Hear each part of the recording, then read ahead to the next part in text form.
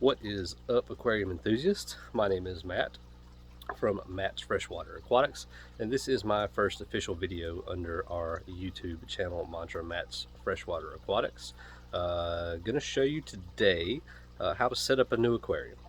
Hopefully you guys enjoy. Aquariums that I currently have are a 55-gallon with some angelfish, some plecos, some dojo loaches, and a few goldfish, 2 goldfish. Then I have a small breeding tank for gut. It's just a small breeding tank. Then I have a 45-gallon tank here. There are live plants in everything. This one needs some maintenance.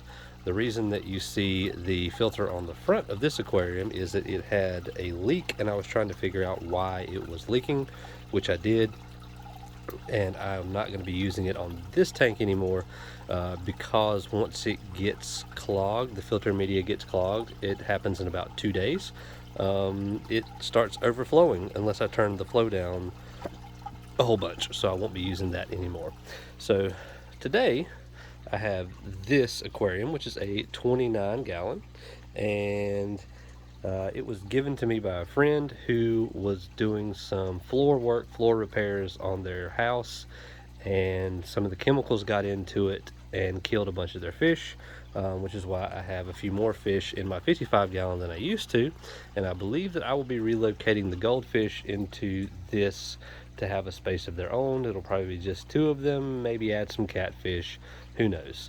But the first thing you'll need, of course, if you're setting up a new aquarium, is an aquarium, something to sit it on.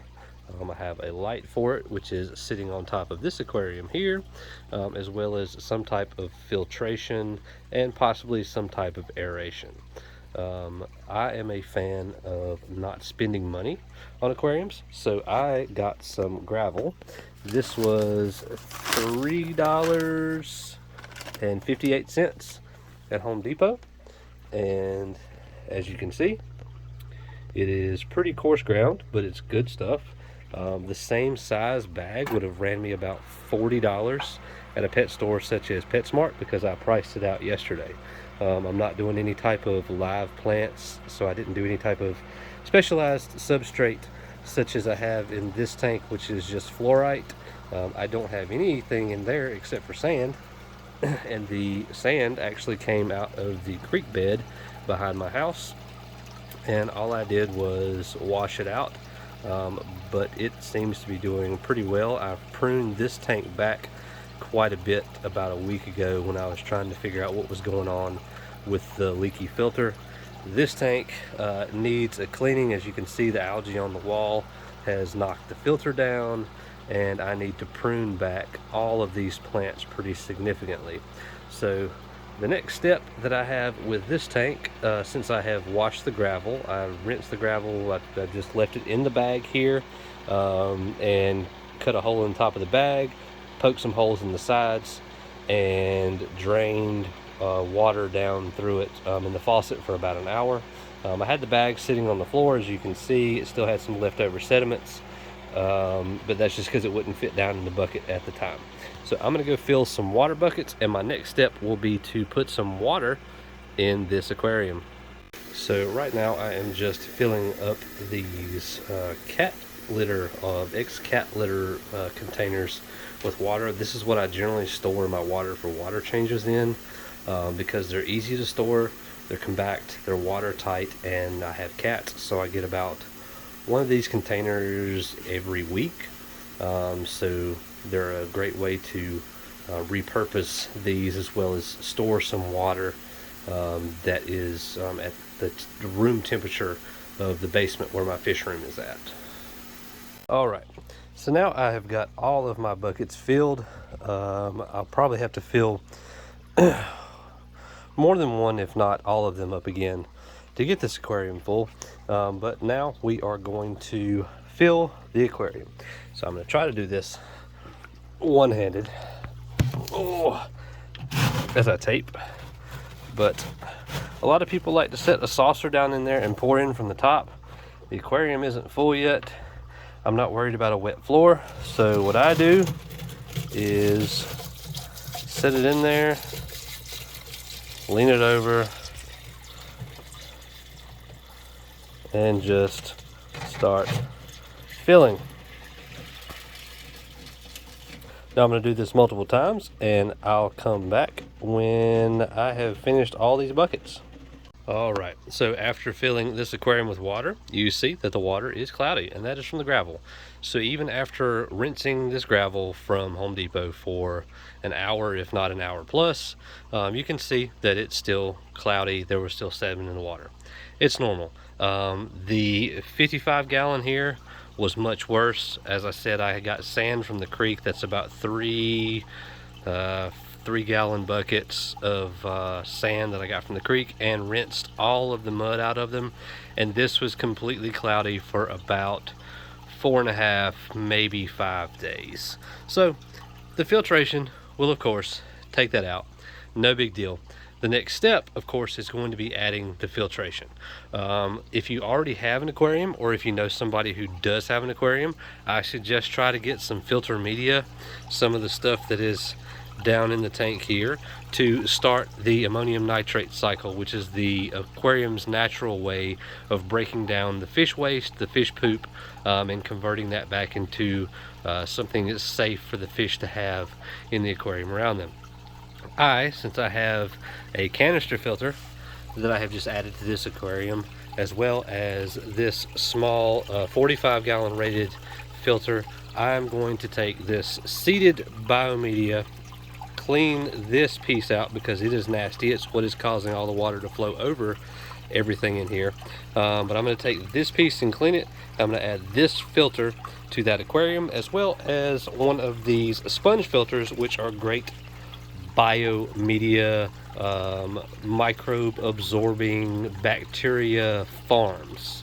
So that will be the next step that I do in setting up this new aquarium. If you don't have that, what you can do is basically just get a new filter, put it on here, let it run, put some fish food in the aquarium every few days, not much, just to start the ammonium nitrate cycle, letting the food and the waste break down in the aquarium and get that cycle started. But the easiest way is to take seeded filter media from an established aquarium and add it to the new aquarium.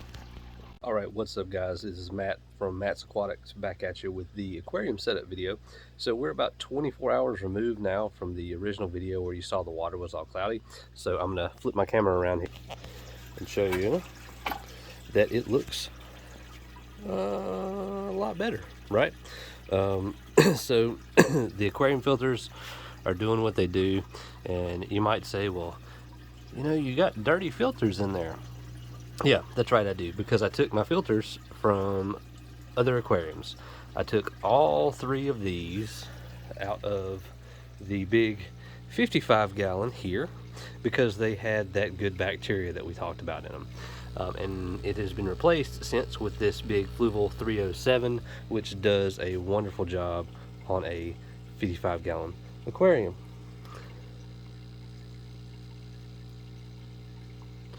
So the next thing that I'm going to do, because getting that bacteria set up in the new aquarium, is going to be getting some of the media out of this aquarium and putting into the other one. Plus this big goldfish here and this one hiding back here are going to be, for now, the only 2 fish in this 29-gallon aquarium, just to give them their own little bit of cooler environment, because the angelfish, the Plecostomus I have in here, as well as the dojo loaches, like a warmer temperature. Typically goldfish do not like a warmer temperature, so I'm going to give them an environment that they can flourish in, even though they're doing just fine in 78.4 degree water. We're going to give them something a little cooler than that, probably around 70 degrees, I would say. So I'm going to get a little bit of media out of here, maybe this brick, maybe this one here, maybe this snail that's fallen over on its face, I don't know. Just going to take some stuff out of there and then move it into this guy, because it's not going to have any live plants. Goldfish are notorious for pulling up live plants, which they have done in the 55-gallon. And one thing you might notice is you're going to say, wow, that's a little tiny heater in there. It is. It is turned all the way up, and it's going to keep this tank on about 70 to 72 degrees, and that's all it can do with itself. I had it over here in my breeding tank for guppies and mollies, and it just didn't, even on a 10 gallon, it didn't seem to do much other than keep it at about 72 to 73 degrees, which on a breeding tank I like to keep it at around 80, just like the 78 degrees. So I'm going to move some media over, and then we will go from there. One thing that I don't know if I've talked about yet or not is the water dechlorinator water conditioner that I use. I've found over years and years of fish keeping that any of them are fine. You'll find that the Prime brand is top rated. I use this. It's Top Fin water conditioner. I use it from PetSmart or Petco, or I've sometimes even seen it at Walmart. I've never had any adverse reactions from any of my fish. I've had fish live a long time using this Top Fin stuff. I've used Prime's good, but I've never had a problem with Top Fin either. So it's kind of personal preference there, and you can read your Amazon reviews, and honestly I just get it when I need it or wherever it's cheaper. All right, so I have got the hard media from the large 55 gallon over there added to the 29 gallon, and now the next thing that I'm going to do, now that the water is clear enough and warm enough, and we have that bacterial load in there from the other tank, so I'm not worried about cycling this tank because technically it's already cycled, I am going to add the fish. What I like to use to add the fish is a couple of 55 gallon, haha, there's a couple of 1 gallon freezer bags. I'll put some water from their tank in here, and then I will add the fish into here using a net, and then I will float them in this tank for about 30 minutes, and about every 10 minutes or so I will add a little cup full of the water from this tank to the bag so that they can get acclimated to the pH of the water, because there will be a difference in pH and possibly hardness, even though the water came from the same source. We're on city water, and this has been treated for chlorine.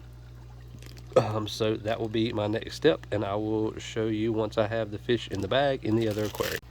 Alright, as you can see, I have got the 2 goldfish out of the big 55 gallon aquarium into a couple of Ziploc bags and over into this aquarium to acclimate for temperature. One funny thing about the fat goldfish here is that when I purchased it, it was all black, almost a silver color, which is why my stepdaughter picked it out, and it was about the size of a 50-cent piece. As you can see now, it's about the size of a baseball, I guess you would say, and in its older age, its juvenile ship, I guess you would say, it is losing all of its black and turning the more goldfish color of white and orange. One thing I would suggest, if you have any fish, get a big ass net. It makes things a lot easier. Also have a small net, but get a big ass net. Big ass nets are awesome. Now, as you can see, I need to put a little bit more water in this guy to top it off, but we have the dojo loaches crawling around, and we have the angelfish ready for a few new companions. There's also a ram in here of some sort. I don't know where it is, but honestly I want to make this into more of like a cichlid tank, which is why I am moving the goldfish out of it. And I'll be moving around some of this aquascaping at some point, and when I prune the plants out of the 45 gallon and do a big deep clean on it, I will be putting some of those over here just to kind of see what I can make happen. Alright, ladies and gentlemen, so I have got the fish acclimated to their new aquarium. They're feeling out their new surroundings. These are the only 2 fish in this aquarium. I may add a few catfish, possibly 1 or 2 smaller fish, but as far as the bioload goes, these goldfish should be happy by themselves in this aquarium. You may ask, Matt, why do you have 3 filters on this aquarium? Well, Goldfish are nasty, nasty fish. This aquarium is rated, this filter is rated for a 45 gallon.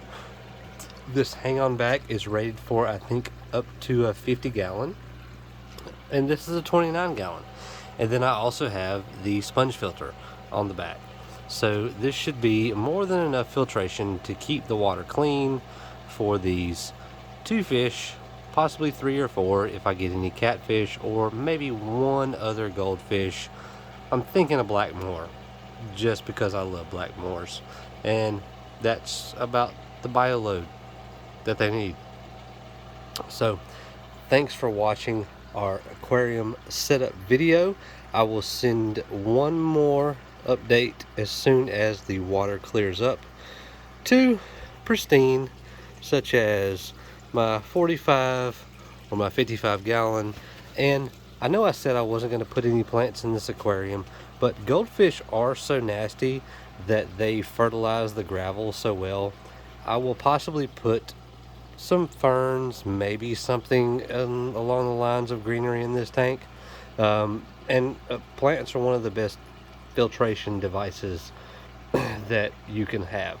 So I will give an update here in the next little bit on the clarity of the water, as well as possibly putting probably some of these guys in that tank, just because it needs to be pruned back horribly badly, or even this Java fern that's attached to a rock. What's up guys, Matt from Matt's Aquatics here, and I just want to give a quick update on my tanks. As you can see, I have cleaned all these tanks, and I will have a video coming up about cleaning the tanks. And this is the new tank that I set up. As you can see, the water isn't as clear and pristine as it should be quite yet, but it's getting there. Every day it gets a little bit more clear, so it's going to look good. But I have some exciting news. Since I have taken the 2 goldfish out of this tank, which were big fish, they eat a lot, they poop a lot, the angelfish have laid eggs and are protecting the eggs. So we'll keep an eye on them and see what happens, because it's exciting news. It looks like these 2 may be the mating pair, so they're going to be a little more territorial. And there are the eggs. Let me zoom in a little bit there for you guys. There are all those angelfish eggs. How exciting!